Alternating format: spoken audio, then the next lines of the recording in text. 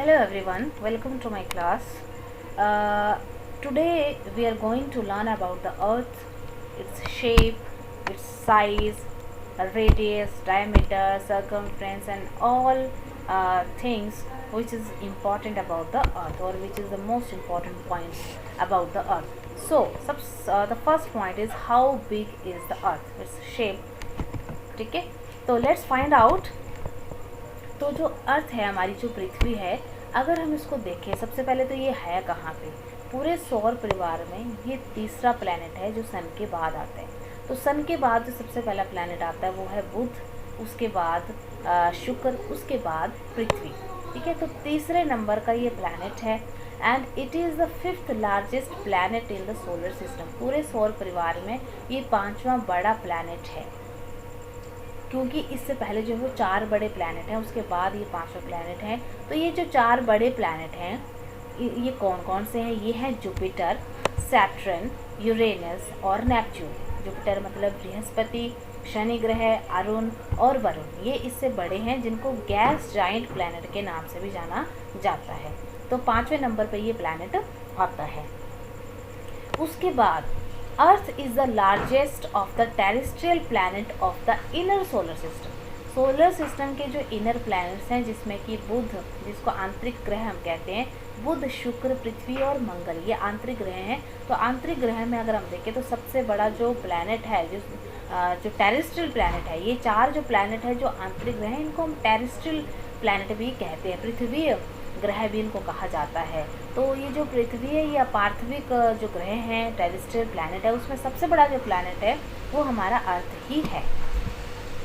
तो अगर हम इसकी रेडियस और डायमीटर के बारे में जानें, ठीक है, तो रेडियस नासा के अकॉर्डिंग, जो कि अमेरिका की एक स्पेस एजेंसी है, तो नासा के अकॉर्डिंग, ठीक है, नासा का एक सेंटर है अमेरिका में, वो है Goddard space flight centre in Greenbelt, Maryland. ठीक है, तो यहाँ पे इनकी जो ऑब्जर्वेशन है उनके अकॉर्डिंग अर्थ का जो रेडियस है, अर्थ रेडियस तो आपको पता ही होगा कि वृत्त के अंदर जो केंद्र होता है, केंद्र से लेके वृत्त की परिधि तक की जो दूरी होती है, वो जो डिस्टेंस होता है उसको हम रेडियस बोलते हैं। इसी लाइन को अगर हम दूसरी परिधि तक लेके जाएं तो वो डायमीटर बन जाता है। तो जो रेडियस है, रेडियस का अगर हम देखें, पृथ्वी का जो रेडियस है, और पृथ्वी का जो रेडियस है वो इक्वेटर के ऊपर कैसा है, इसको थोड़ा सा मैं ड्रॉ करके आपको बताऊंगी। तो पृथ्वी के अंदर जो रेडियस है, अगर हम इक्वेटोरियल वे में देखें, ठीक है, इक्वेटर मतलब वेस्ट टू ईस्ट अगर हम देखें, लाइन खींचे, केंद्र से होते हुए लाइन खींचे, तो ये इक्वेटर बन जाएगा जो पूरे वृत्त को दो बराबर भागों में बांटेगा।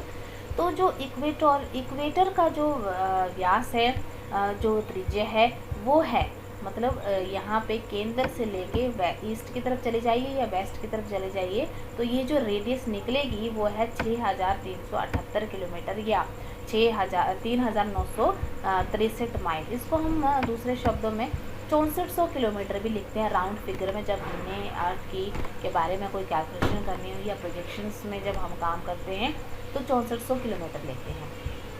तो ये इसकी पृथ्वी की त्रिज्या है।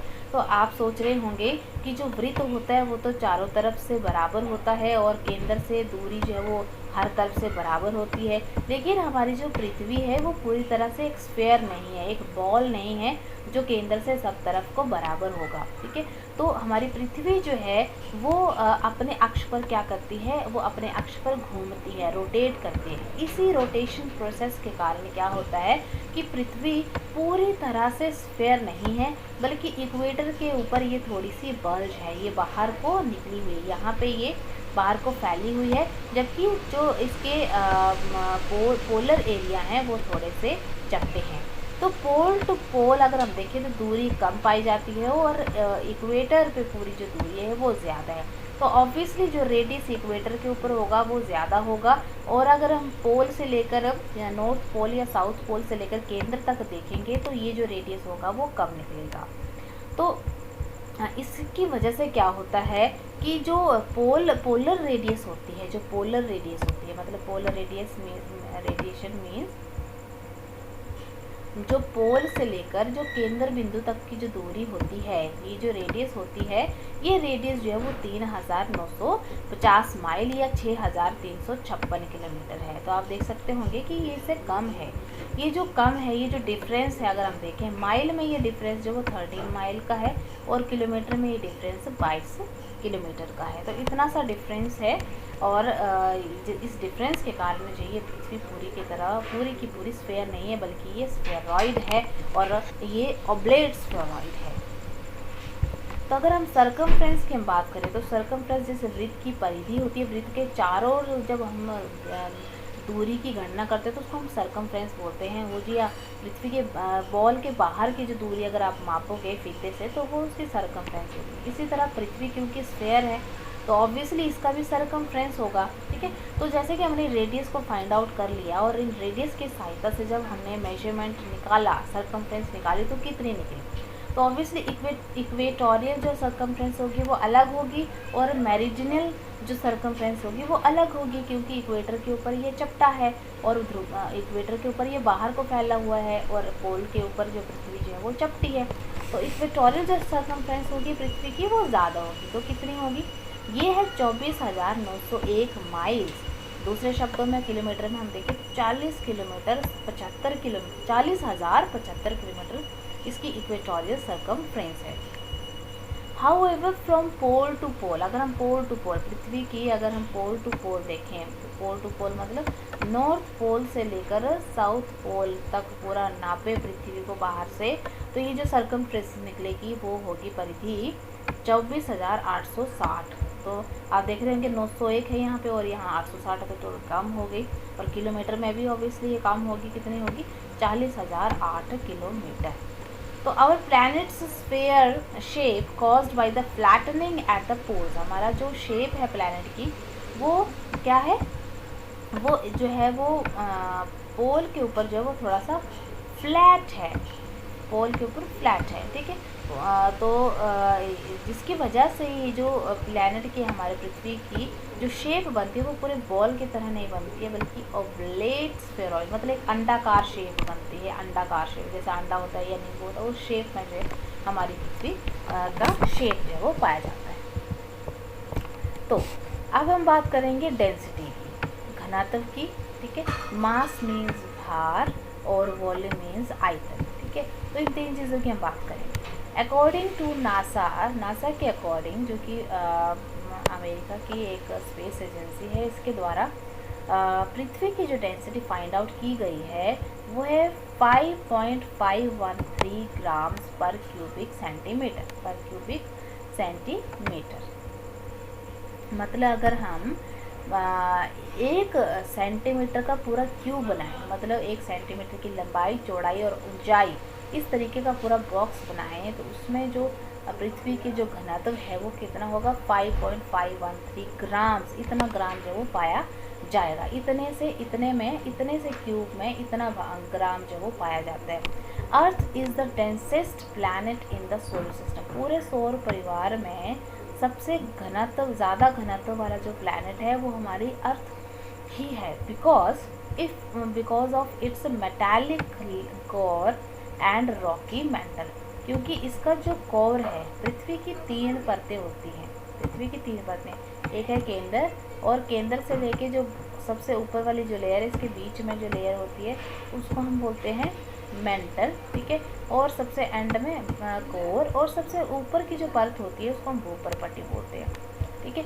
तो जो पृथ्वी का जो केंद्र है वो जो है वो मेटालिक लेयर से बना हुआ है, मेटल्स हैं उसमें, जबकि मेंटल जो है वो रॉक्स से मिलकर बना है। तो इन तत्वों की प्रेजेंस के कारण जो इसका घनत्व जो है वो अधिक जो है वो पाया जाता है। तो अगर हम देखें तो इसका जो घनत्व है वो जुपिटर से भी ज़्यादा है। हालांकि जुपिटर जो है वो सबसे बड़ा प्लैनेट है और पृथ्वी से तो कई गुना वो बड़ा है, लेकिन ये भी कम डेंस है, पृथ्वी से कम डेंस है। क्यों? क्योंकि ये जो बना है वो इन मैटर से नहीं बना, रॉकी मटेरियल मेटेलिक जो मैटर है उससे नहीं बना है, बल्कि गैसेस से मिलकर बना है। और स्पेशली इसमें हाइड्रोजन गैस पाई जाती है और इसलिए ये कम डेंस है। अगर हम पृथ्वी के भार की बात करें, मास की बात करें, तो पृथ्वी का जो भार है वो है 6.6 सेक्सटिलियन टन्स, या दूसरे शब्दों में 5.9722 इंटू 10⁻⁴ किलोग्राम्स। तो अगर हम 5.9722 को गुणा करेंगे 10 की घातांक 24 से, मतलब 10 को अगर 24 बार गुणा करोगे तो कितनी जीरो लग जाएंगी, इसके साथ 24 जीरो लग जाएंगी। तो इसको हमने मल्टीप्लाई करना है 5.9722 से मल्टीप्लाई करना, तो आप सोच सकते हैं कितना वैल्यू इसका आएगा। इतना भार जो है, इतना भार जो वो पृथ्वी का है, ठीक है। इसी भार को अगर हम टन में देखें तो 6.6 सेक्सटिलियन टन जो है इसका भार जो है पाया जाता है। अगर हम इसके आयतन की बात करें कि कितना गहराव है इसका, its volume is about 260 billion cubic mile. मतलब अगर हम 260 बिलियन माइल का क्या बनाए, एक क्यूब बनाए, एक बॉक्स बनाए, जैसे एक चौक का डिब्बा होता है वैसे बॉक्स बनाए, कितने माइल का, 260 बिलियन माइल का अगर हम एक क्यूब बनाए तो उसमें जो है वो हमारी पृथ्वी समाएगी। इतना आयतन, इतना गहराव जो है वो पृथ्वी करती है अंतरिक्ष में। तो अब हम बात करते हैं इसके सरफेस एरिया की। The total surface area of Earth is about 197 million square miles. पृथ्वी का जो धरातलीय जो क्षेत्रफल है वो 197 मिलियन स्क्वायर की माइल है। मतलब 197 माइल का अगर आप स्क्वायर बनाओगे, 197 मिलियन माइल का अगर आप स्क्वायर बनाओगे तो सोच सकते हैं इतना घेराव जो है इसका जो है एरिया, इसका एरिया पाया जाता है, इतना स्क्वायर किलोमीटर है ये, चारों तरफ से इतना घिरा हुआ है। तो दूसरे शब्दों में हम कहें 510 मिलियन स्क्वायर किलोमीटर, किलोमीटर में कितने, 510 मिलियन स्क्वायर किलोमीटर, इतना इसका एरिया है। About 71% of our planet is covered by water. हमारे प्लैनेट का 71% भाग जो है वो पानी के द्वारा घिरा हुआ है, जबकि 29% भाग जमीन के साथ घिरा हुआ है।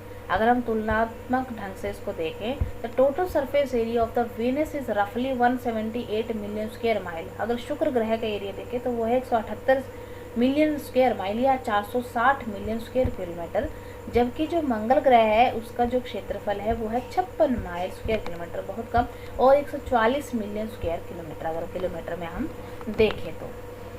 अब हम बात करते हैं पृथ्वी के ऊपर जो हाईएस्ट और लोएस्ट पॉइंट है।